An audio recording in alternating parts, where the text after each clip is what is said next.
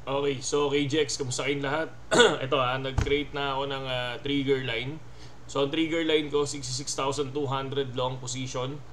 At open short, no? 63,800 mga idol, no? Kung sino yung mauna dyan, dun tayo mga lodi. Kasi, if ever, magko-close ang market ngayon. Tingnan natin kung ano mangyayari.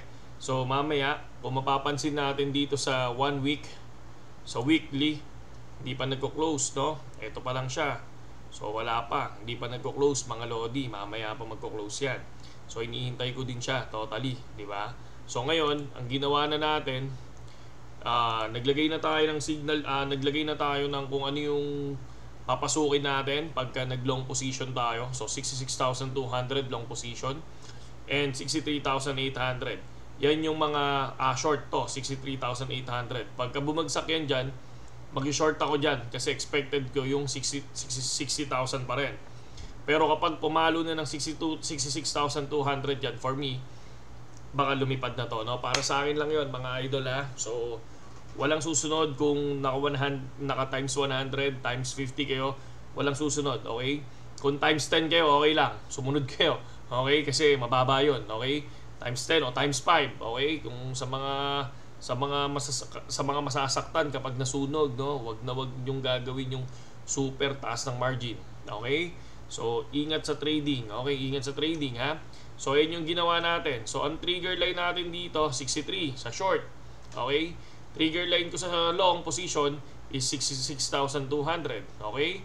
So tingnan natin. Ito ang lupit nitong si Gert Van ano ba to? Lagen ba to? Lagen, no? Talagang hindi mababago yung pananaw niya. Nalilipad sa April ng 200,000 to. Lodi ka talaga, Gert, ha? So, tingnan natin nga yan, Gert, kung lilipad nga, no? So, yun. Hintayin natin yung mga ganong klaseng news, mga lodi, no? Kaya, ingat lang, ha? Ingat sa sunog, mga idol, kasi ang sakit niyan, ha? Tsaka dapat yung tinitrade nyo, yung 5% or 3% lang ng assets, okay? Hindi yung buong pera nyo iti-trade nyo, okay? Hirap yan, sabi ko sa inyo, no? Hindi yan madali, hindi yan madali, ah. Kumbaga, ako nasubukan ko ng masunog noong umpisa. Grabe yon, yung sunog ko noon, I think 55,000 to 60, no? Sumubok ako niyan, sunog, pre, saglit lang, to 1 hour and 50 minutes, 1 hour and 50 minutes. Ganyan kalupit, no? Nasa Binance pa ako noon, wala pa ako sa BitGet.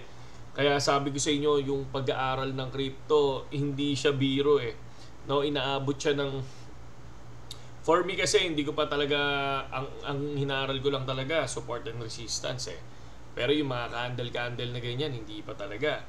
So ako, gumagawa lang ako ng, for me, yung pinaka-support ko bago ako mag-entry, yun yung sinusunod ko. Pero yung talagang totally na nung bago ko, isang click ko nun, di ko alam yung mga leverage na yan, ha. So ayun, dun tayo nayari, no.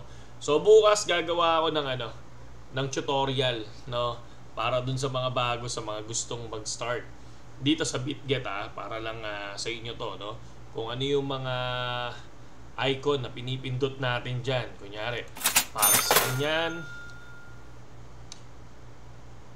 yun, no. Wow, nice one. Nice one. 147. So, ayan yun, ha. Kumbaga parang ang gusto natin dyan makita nyo, paano mag-open, paano mag-close, ano ba tong trigger, ano ba tong market, ano ba yung limit, diba? So, yan. Papakita ko sa inyo lahat yun. Para at least, hindi kayo matawag dito. Hindi kayo malito. Okay? Para hindi kayo malito. So, ingat lang sa trading. Laging tandaan, huwag ibuhos lahat. Okay? Huwag nyo ibuhos lahat dito.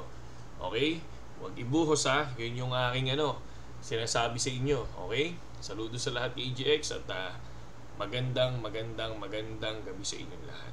Okay? So, nakita nyo to. 65,700, di ba? Nakita nyo yan. So, 65,900 na yan kanina. So, ang daming pumasok siguro dyan. Kala nila 66 na, break na.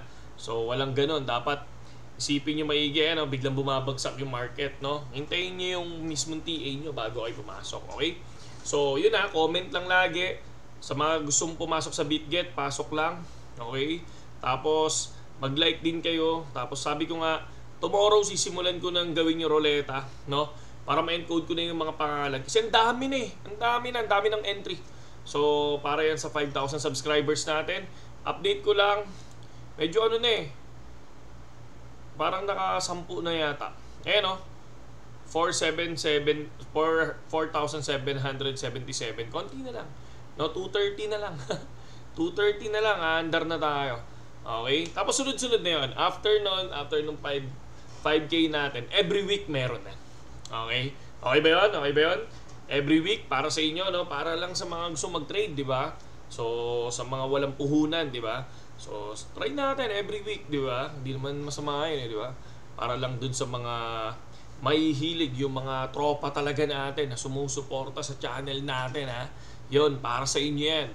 So, sa 1 week na yun, dapat, if ever, dapat, nakaano tayo dun lahat, nakaabang tayo, naka-comment tayo. Kasi yun yung parang ano natin, yun yung parang ibibigay natin sa inyo na na entry, di ba? Para dun sa mga weekly, di ba?